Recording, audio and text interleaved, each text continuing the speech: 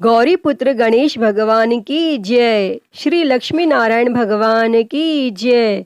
श्री उमापति शंकर भगवान की जय। बृहस्पति देव की जय।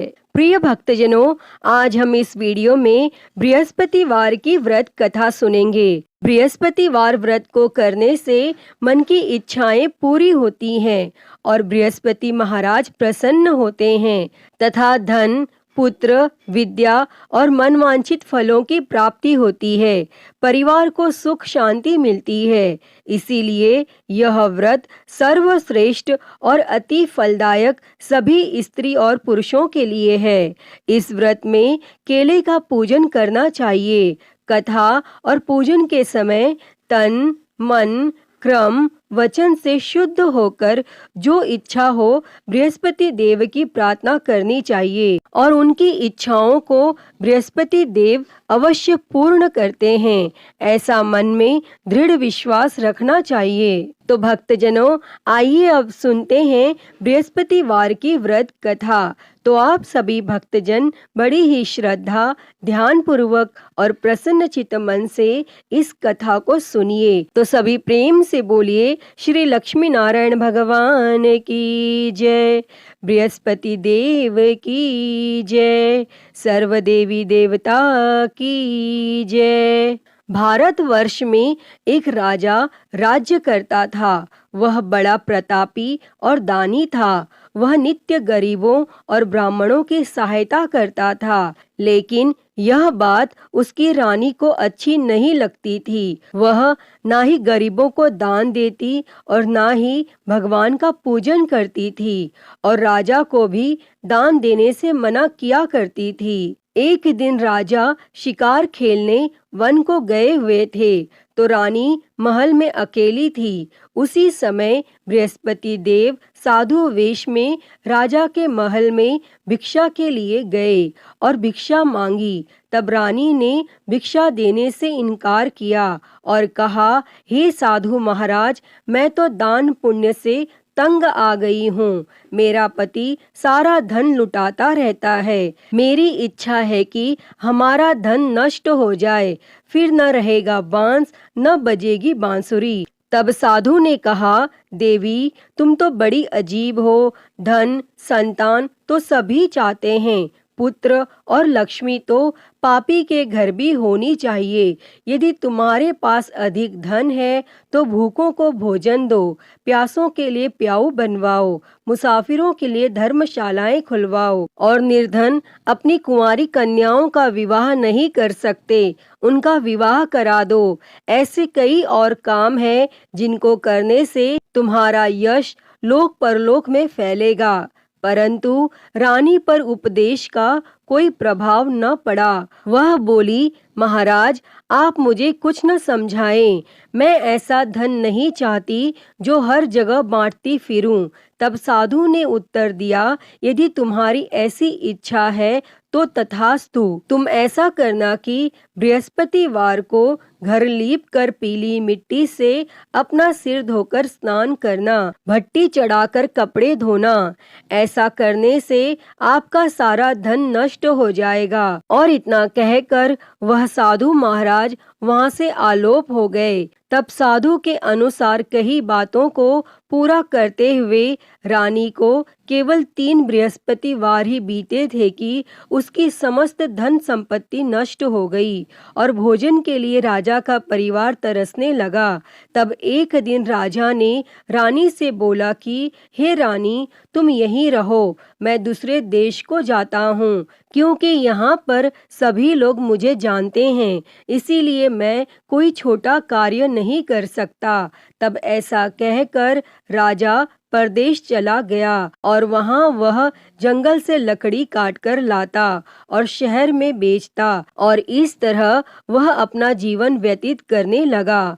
इधर राजा के परदेश जाते ही रानी और दासी दुखी रहने लगे। एक बार जब रानी और दासी को 7 दिन तक बिना भोजन के रहना पड़ा तो रानी ने अपनी दासी से कहा, हे दासी, पास ही के नगर में मेरी बहन रहती है, वह बड़ी धनवान है, तू उसके पास जा और कुछ ले आ ताकि थोड़ी बहुत गुजर बसर हो जाए। तब दासी रानी की बहन के पास गई और उस दिन गुरुवार था और रानी की बहन उस समय बृहस्पतिवार व्रत की कथा सुन रही थी।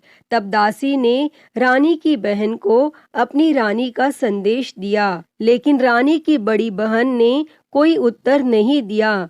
और जब दासी को रानी की बहन से कोई उत्तर नहीं मिला तो वह बहुत दुखी हुई और उसे क्रोध भी आया और दासी ने वापस आकर रानी को सारी बात बता दी। तब सुनकर रानी ने अपने भाग्य को कोसा और उधर रानी की बहन ने सोचा कि मेरी बहन की दासी आई थी, परंतु मैं उससे नहीं बोली और इससे वह बहुत दुखी हुई होगी। और वह कथा सुनकर और पूजन समाप्त करके अपनी बहन के घर आई और कहने लगी, मैं बृहस्पतिवार का व्रत कर रही थी, तुम्हारी दासी मेरे घर आई थी, परंतु जब तक कथा होती है तब तक न तो उठते हैं और न ही बोलते हैं, इसीलिए मैं नहीं बोली। कहो दासी क्यों गई थी? तब रानी बोली, बहन तुमसे क्या छिपाऊं, हमारे घर में खाने तक को अनाज नहीं था। और ऐसा कहते कहते रानी की आंखें भर आई। उसने दासी समेत पिछले 7 दिनों में भूखे रहने तक की बात अपनी बहन को विस्तार पूर्वक सुना दी। तब रानी की बहन बोली, देखो बहन, भगवान बृहस्पति देव सबकी मनोकामना को पूर्ण करते हैं। देखो शायद तुम्हारे घर में अनाज रखा हो। पहले तो रानी को विश्वास नहीं हुआ, पर बहन के आग्रह करने पर उसने अपनी दासी को अंदर भेजा तो उसे सचमुच अनाज से भरा एक घड़ा मिल गया और यह देखकर दासी को बड़ी हैरानी हुई। तब दासी रानी से कहने लगी, हे रानी, जब हमको भोजन नहीं मिलता तो हम व्रत ही तो करते हैं, इसीलिए क्यों न इनसे व्रत और कथा की विधि पूछ ली जाए ताकि हम भी व्रत कर सकें। और तब रानी ने अपनी बहन से बृहस्पतिवार व्रत के बारे में पूछा। तब उसकी बहन ने बताया, बृहस्पतिवार के व्रत में चने की दाल और मुनक्का से विष्णु भगवान का केले की जड़ में पूजन करें तथा दीपक जलाएं, व्रत कथा सुनें और पीला भोजन ही करें, इससे बृहस्पति देव प्रसन्न होते हैं। व्रत और पूजन विधि बताकर रानी की बहन अपने घर को लौट गई और 7 दिन के बाद जब गुरुवार आया तो रानी और दासी ने व्रत रखा।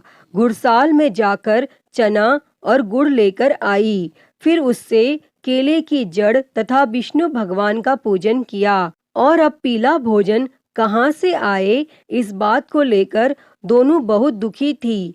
चूंकि उन्होंने व्रत रखा था इसीलिए बृहस्पति देव उनसे प्रसन्न थे, इसीलिए वे एक साधारण व्यक्ति का रूप धारण कर 2 थालों में सुंदर पीला भोजन दासी को दे गए। और तब भोजन पाकर दासी प्रसन्न हुई और फिर रानी के साथ मिलकर भोजन ग्रहण किया और उसके बाद वे सभी गुरुवार को व्रत और पूजन करने लगी। बृहस्पति भगवान की कृपा से उनके पास फिर से धन संपत्ति आ गई, परंतु रानी फिर से पहले की तरह आलस्य करने लगी। तब दासी बोली, देखो रानी, तुम पहले भी इस प्रकार आलस्य करती थी, तुम्हें धन रखने में कष्ट होता था और इस कारण सब धन नष्ट हो गया। और अब जब भगवान बृहस्पति की कृपा से धन मिला है तो तुम्हें फिर से आलस्य होता है। और रानी को समझाते हुए दासी कहती है कि बड़ी मुसीबतों के बाद हमने यह धन पाया है, इसीलिए हमें दान पुण्य करना चाहिए, भूखे मनुष्यों को भोजन कराना चाहिए और धन को शुभ कार्यों में खर्च करना चाहिए, जिससे तुम्हारे कुल का यश बढ़ेगा, स्वर्ग की प्राप्ति होगी और पितर प्रसन्न होंगे। और तब दासी की बात मानकर रानी अपना धन शुभ कार्यों में खर्च करने लगी, जिससे पूरे नगर में उसका यश फैलने लगा। और बृहस्पतिवार व्रत कथा के बाद श्रद्धा के साथ आरती की जानी चाहिए। इसके बाद प्रसाद बांटकर उसे ग्रहण करना चाहिए। और यहाँ एक दिन राजा दुखी होकर जंगल में एक पेड़ के नीचे आसन जमाकर बैठ गया। वह अपनी दशा को याद करके व्याकुल होने लगा और बृहस्पतिवार का दिन था। एकाएक उसने देखा कि निर्जन वन में एक साधु प्रकट हुए और वह साधु वेश में स्वयं बृहस्पति देवता थे। लकड़हारे के सामने आकर बोले, हे लकड़हारे, इस सुनसान जंगल में तू चिंता मग्न क्यों बैठा है? तब लकड़हारे ने दोनों हाथ जोड़कर प्रणाम किया और उत्तर दिया, हे महात्मा जी, आप सब कुछ जानते हैं, मैं क्या कहूँ? यह कहकर रोने लगा और साधु को अपनी आत्मकथा सुनाई। तब महात्मा जी ने कहा, तुम्हारी स्त्री ने बृहस्पतिवार के दिन बृहस्पति भगवान का निरादर किया है, जिसके कारण रुष्ट होकर उन्होंने तुम्हारी यह दशा कर दी। अब तुम चिंता को दूर करके मेरे कहने पर चलो तो तुम्हारे सब कष्ट दूर हो जाएंगे और भगवान पहले से भी अधिक संपत्ति देंगे। तुम बृहस्पति के दिन कथा किया करो। 2 पैसे के चने मुनक्का लाकर उसका प्रसाद बनाओ और शुद्ध जल से लोटे में शक्कर मिलाकर अमृत तैयार करो। कथा के पश्चात अपने सारे परिवार और सुनने वाले प्रेमियों में अमृत व प्रसाद बांटकर आप भी ग्रहण करो। ऐसा करने से भगवान तुम्हारी सब मनोकामनाएं पूरी करेंगे। तब साधु के ऐसे वचन सुनकर लकड़हारा बोला, हे प्रभु, मुझे लकड़ी बेचकर इतना पैसा नहीं मिलता जिससे भोजन के उपरांत कुछ बचा सकूं। मैंने रात्रि में अपनी स्त्री को व्याकुल देखा है। मेरे पास कुछ भी नहीं जिससे मैं उसकी खबर मंगा सकूं। तब साधु ने कहा, हे लकड़हारे, तुम किसी बात की चिंता मत करो। बृहस्पति के दिन तुम रोजाना की तरह लकड़ियां लेकर शहर को जाओ। तुमको रोज से दुगना धन प्राप्त होगा, जिससे तुम भली भांति भोजन कर लोगे तथा बृहस्पति देव की पूजा का सामान भी आ जाएगा। और इतना कहकर साधु अंतर ध्यान हो गए और धीरे धीरे समय व्यतीत होने पर फिर वही बृहस्पतिवार का दिन आया और लकड़हारा जंगल से लकड़ी काटकर किसी शहर में बेचने गया। उसे उस दिन और दिन से अधिक पैसा मिला। तब राजा ने चना गुड़ आदि लाकर गुरुवार का व्रत किया और उस दिन से उसके सभी क्लेश दूर हो गए। परंतु जब दोबारा गुरुवार का दिन आया तो बृहस्पतिवार का व्रत करना वह भूल गया। इस कारण बृहस्पति भगवान नाराज हो गए और उस दिन उस नगर के राजा ने विशाल यज्ञ का आयोजन किया तथा शहर में यह घोषणा करा दी कि कोई भी मनुष्य अपने घर में भोजन न बनावे और न आग जलावे। समस्त जनता मेरे यहाँ भोजन करने आवे और इस आज्ञा को जो न मानेगा उसे फांसी की सजा दी जाएगी। और इस तरह की घोषणा संपूर्ण नगर में करवा दी गई। तब राजा की आज्ञा अनुसार शहर के सभी लोग भोजन करने गए, लेकिन लकड़हारा कुछ देर से पहुंचा, इसीलिए राजा उसको अपने साथ घर लिवा ले गए और ले जाकर भोजन करा रहे थे तो रानी की दृष्टि उस खूंटी पर पड़ी जिस पर उसका हार लटका हुआ था। वह वहां पर दिखाई नहीं दिया। तब रानी ने निश्चय किया कि मेरा हार इस मनुष्य ने चुरा लिया है और उसी समय सिपाहियों को बुलाकर उसको कारागार में डलवा दिया। और जब लकड़हारा कारागार में पड़ गया और वह बहुत दुखी होकर विचार करने लगा कि न जाने कौन से पूर्व जन्म के कर्म से मुझे यह दुख प्राप्त हुआ है, और वह उसी साधु को याद करने लगा जो कि जंगल में मिले थे। तब उसी समय तत्काल बृहस्पति देव साधु के रूप में प्रकट हुए और उसकी दशा को देखकर कहने लगे, अरे मूर्ख, तूने बृहस्पति देव की कथा नहीं करी, इस कारण तुझे दुख प्राप्त हुआ है। अब चिंता मत कर, बृहस्पतिवार के दिन कारागार के दरवाजे पर 4 पैसे पड़े मिलेंगे, उनसे तू बृहस्पति देव की पूजा करना और तेरे सभी कष्ट दूर हो जाएंगे। तब बृहस्पतिवार के दिन उसे 4 पैसे मिले। लकड़हारे ने कथा कही और उसी रात्रि को बृहस्पति देव ने उस नगर के राजा को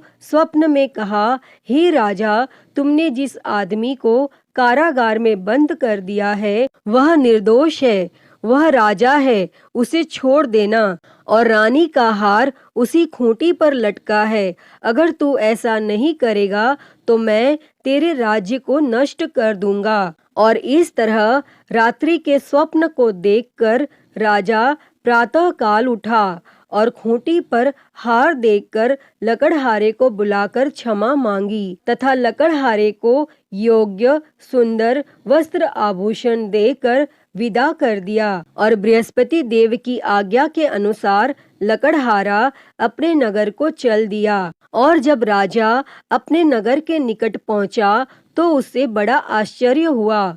नगर में पहले से अधिक बाग, तालाब, कुएं तथा बहुत सी धर्मशाला, मंदिर आदि बन गई हैं। तब राजा ने पूछा, यह किसका बाग और धर्मशाला है? तब नगर के सब लोग कहने लगे, यह सब रानी और बांदी के हैं। तो राजा को आश्चर्य हुआ और गुस्सा भी आया। और जब रानी ने यह खबर सुनी कि राजा आ रहे हैं तो रानी ने बांदी से कहा कि हे दासी, देख राजा हमको कितनी बुरी हालत में छोड़ गए थे और हमारी ऐसी हालत देखकर वह लौट न जाए, इसीलिए तू दरवाजे पर खड़ी हो जा।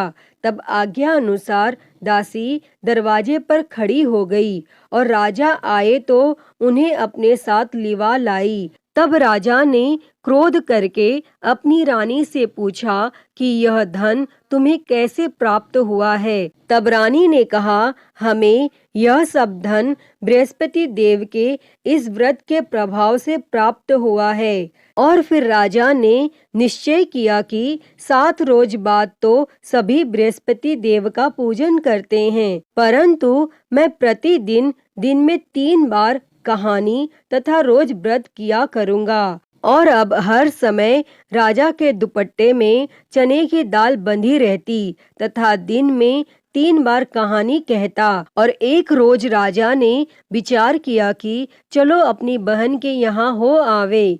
इस तरह निश्चय कर राजा घोड़े पर सवार हो अपनी बहन के यहाँ को चलने गया। मार्ग में उसने देखा कि कुछ आदमी एक मुर्दे को लिए जा रहे हैं। उन्हें रोककर राजा ने कहा, अरे भाइयों, मेरी बृहस्पति देव की कथा सुन लो। और वे बोले, लो, हमारा तो आदमी मर गया है, इसको अपनी कथा की पड़ी है। परंतु कुछ आदमी बोले, अच्छा कहो, हम तुम्हारी कथा भी सुनेंगे। तब राजा ने दाल निकाली और जब कथा आधी हुई थी कि मुर्दा हिलने लग गया। और जब कथा समाप्त हो गई तो राम राम करके मनुष्य उठकर खड़ा हो गया। और आगे मार्ग में उसे एक किसान खेत में हल चलाता मिला। तब राजा ने उसे देखकर उससे बोले, अरे भैया, तुम मेरी बृहस्पतिवार की कथा सुन लो। तब किसान बोला, जब तक मैं तेरी कथा सुनूंगा तब तक 4 हरिया जोत लूंगा। जा अपनी कथा किसी और को सुना। इस तरह राजा आगे चलने लगा और राजा के हटते ही बैल पछाड़ खाकर गिर गया तथा किसान के पेट में बड़ी जोर का दर्द होने लगा। और उस समय उसकी माँ रोटी लेकर आई। उसने जब यह देखा तो अपने पुत्र से सब हाल पूछा। तब बेटे ने सभी हाल कह दिया। तो बुढ़िया दौड़ी दौड़ी उस घुड़सवार के पास गई और उससे बोली कि मैं तेरी कथा सुनूंगी, तू अपनी कथा मेरे खेत पर चलकर ही कहना। तब राजा ने बुढ़िया के खेत पर जाकर कथा कही और जिसके सुनते ही वह बैल उठ खड़ा हुआ तथा किसान के पेट का दर्द भी बंद हो गया। और राजा अपनी बहन के घर पहुंचा और बहन ने भाई की खूब मेहमानी की। दूसरे रोज प्रातः काल राजा जगा तो वह देखने लगा कि सब लोग भोजन कर रहे हैं। तब राजा ने अपनी बहन से कहा, ऐसा कोई मनुष्य है जिसने भोजन नहीं किया हो, मेरी बृहस्पतिवार की कथा सुन ले। तब बहन बोली, हे भैया, यह देश ऐसा ही है कि पहले यहाँ लोग भोजन करते हैं, बाद में अन्य काम करते हैं। अगर कोई पड़ोस में हो तो देख आऊं। और वह ऐसा कहकर देखने चली गई, परंतु उसे कोई ऐसा व्यक्ति नहीं मिला जिसने भोजन न किया हो। अतः वह एक कुम्हार के घर गई जिसका लड़का बीमार था। उसे मालूम हुआ कि उनके यहाँ 3 रोज से किसी ने भोजन नहीं किया है। तब रानी ने अपने भाई की कथा सुनने के लिए कुम्हार से कहा और वह तैयार हो गया। तब राजा ने जाकर बृहस्पतिवार की कथा कही, जिसको सुनकर उसका लड़का ठीक हो गया और अब तो राजा की प्रशंसा होने लगी। फिर एक रोज राजा ने अपनी बहन से कहा कि हे बहन, हम अपने घर को जाएंगे, तुम भी तैयार हो जाओ। राजा की बहन ने अपनी सास से कहा। सास ने कहा, हाँ चली जा, परंतु अपने लड़कों को मत ले जाना, क्योंकि तेरे भाई की कोई औलाद नहीं है। और बहन ने अपने भैया से कहा, हे भैया, मैं तो चलूंगी, पर कोई बालक नहीं जाएगा। तब राजा बोला, जब कोई बालक नहीं चलेगा तब तुम भी क्या करोगी? और बड़े दुखी मन से राजा अपने नगर को लौट आया। और राजा ने अपनी रानी से कहा, हम निर्वंशी है, हमारा मुंह देखने का धर्म नहीं है, और फिर कुछ भोजन आदि भी नहीं किया।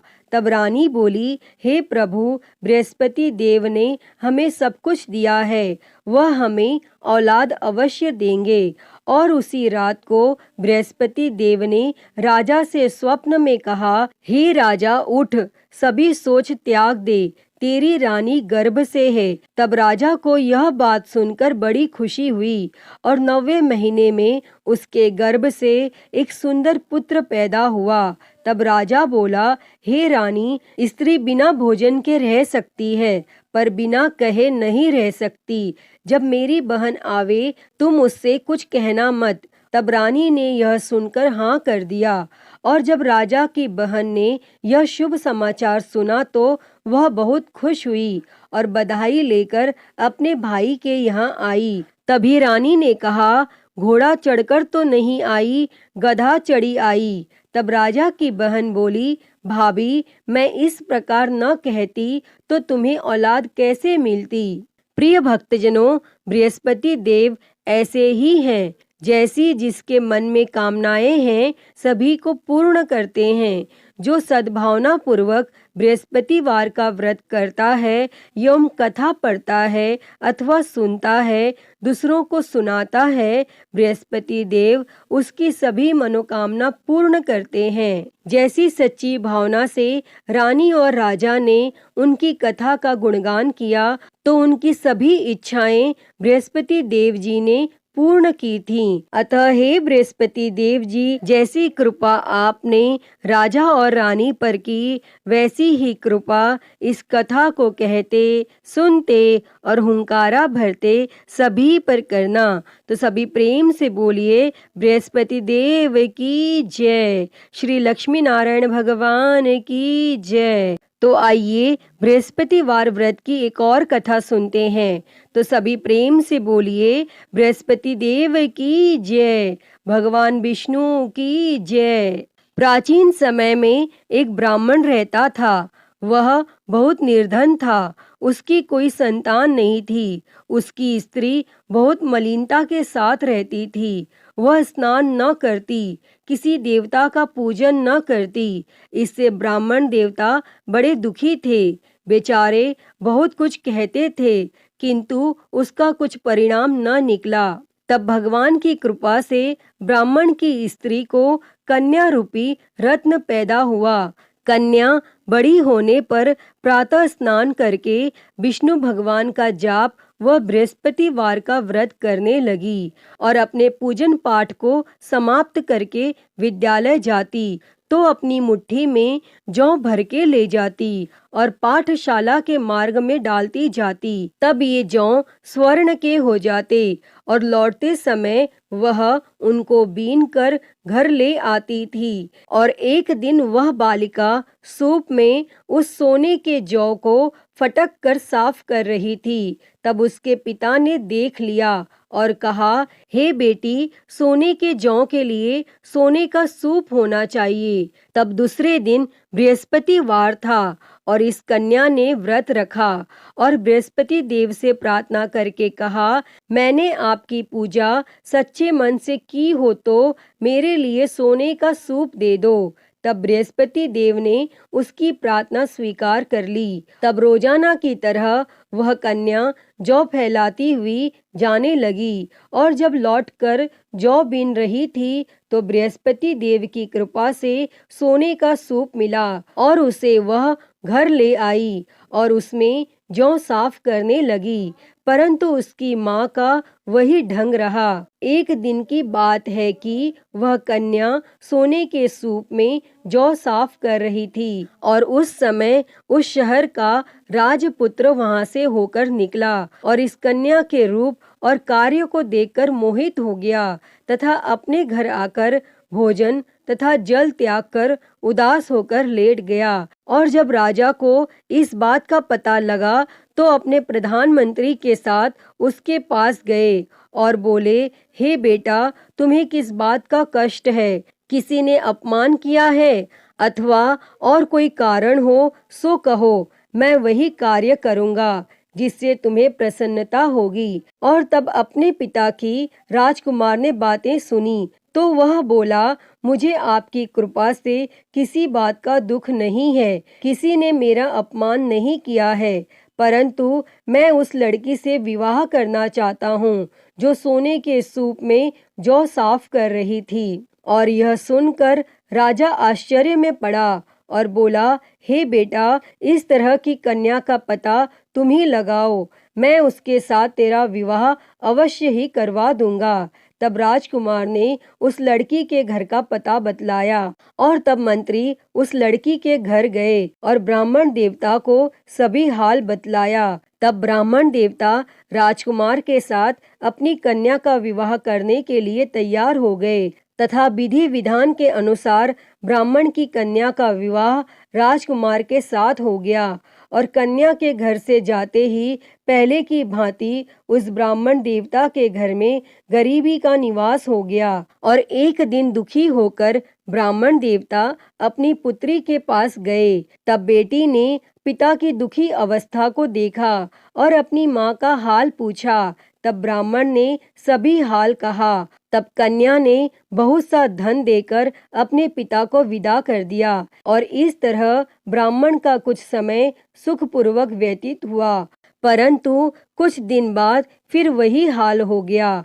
ब्राह्मण फिर अपनी कन्या के यहाँ गया और सारा हाल कहा तो लड़की बोली, हे पिताजी, आप माताजी को यहाँ लिवा लाओ, मैं उसे विधि बता दूंगी जिससे गरीबी दूर हो जाएगी। तब वह ब्राह्मण देवता अपनी स्त्री को साथ लेकर पहुँचे तो वह कन्या अपनी माँ को समझाने लगी, हे माँ, तुम प्रातः काल प्रथम स्नान आदि करके विष्णु भगवान का पूजन करो तो सब दरिद्रता दूर हो जाएगी।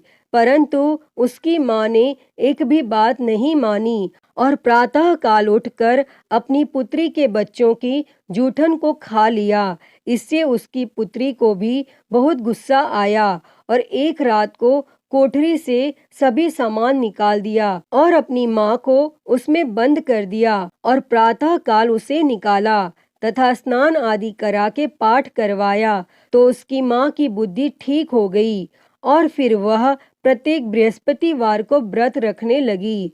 इस व्रत के प्रभाव से उसके माँ बाप बहुत ही धनवान और पुत्रवान हो गए और बृहस्पति जी के प्रभाव से इस लोक के सुख भोग कर स्वर्ग को प्राप्त हुए।